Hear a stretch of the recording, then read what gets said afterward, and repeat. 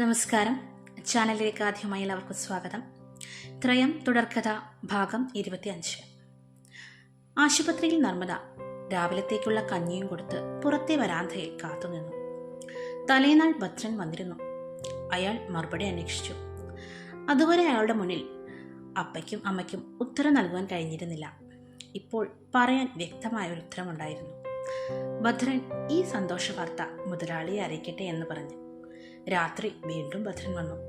ഇന്ന് പെണ്ണുകാണൽ ആശുപത്രിയിൽ വച്ചാകട്ടെ എന്ന്. പെണ്ണുകാണാൻ എന്തിരിക്കുന്നു? അയാൾ അവളെ എത്ര തവണ കണ്ടിട്ടുള്ളതാണ്.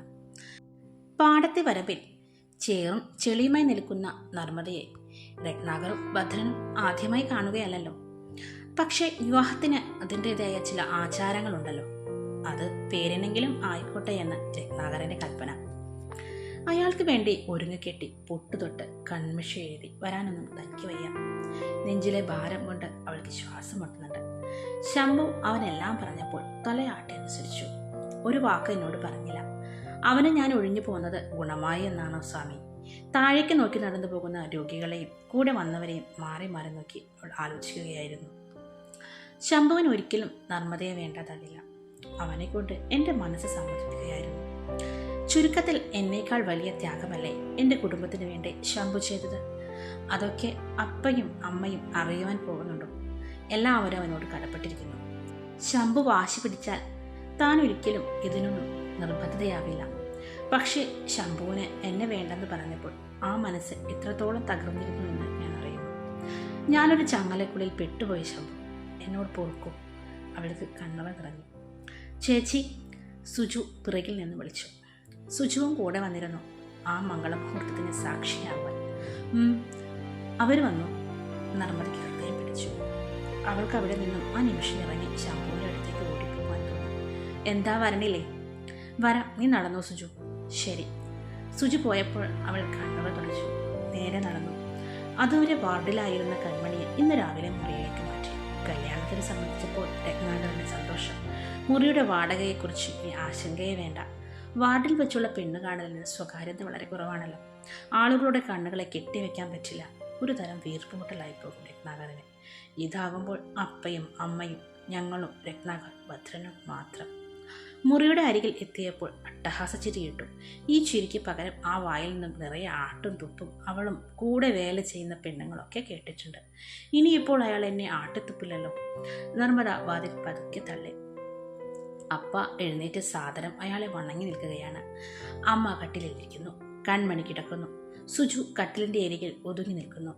നടുവിൽ ഭദ്രൻ്റെയും രത്നാകരൻ്റെയും പ്രകടനം. ആ ദേ മോള് വന്നല്ലോ. അപ്പ നർമ്മദയെ ചൂണ്ടി. അത് കേട്ടപ്പോൾ അയാളുടെ മുഖം വിടർന്നു. രത്നാകർ അവളെ ചിരിയോടെ നോക്കി. നർമ്മദ അയാളുടെ മുഖത്തേക്ക് നോക്കിയില്ല. രത്നാകർ അവളോട് നീങ്ങി നിൽക്കാൻ ആവശ്യപ്പെട്ടു. ഞാൻ വന്നത് കാര്യങ്ങൾക്കൊക്കെ ഒരു തുടക്കം വിട്ടുവെക്കാൻ കൂടിയാണ്. പറഞ്ഞതുപോലെ ആദ്യം കൺമണിയുടെ ഓപ്പറേഷൻ നടക്കട്ടെ. കല്യാണം കഴിഞ്ഞിട്ട് അമ്മയുടെയും ദാ പോരെ? നർമ്മദയുടെ മുഖത്തേക്ക് നോക്കി അയാൾ ചോദിച്ചു. നർമ്മദ മുഖം നോക്കാതെ തലയാട്ടി. എന്താ കുട്ടി ഭയത്തോടെ നിൽക്കുന്നത്?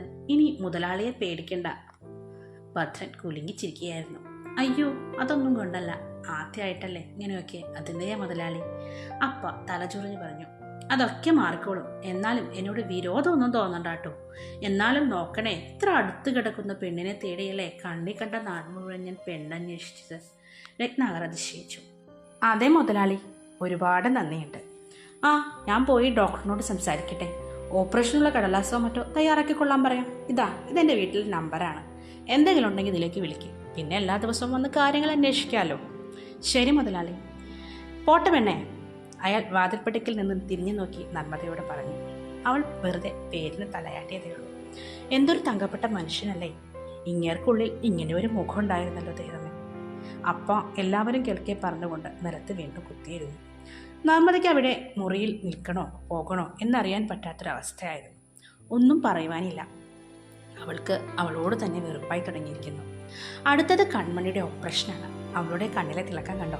കയ്യിൽ നിന്നും പിടിവിട്ടു പോയി എന്ന് കരുതിയ ജീവിതം തിരിച്ചു പിടിക്കുകയാണ്. അമ്മയ്ക്ക് അതിലേറെ സന്തോഷം. വർഷങ്ങളുടെ കണ്ണീരിൻ്റെ കഥ അമ്മയുടെ പാദങ്ങൾക്ക് പറയാനുണ്ട്.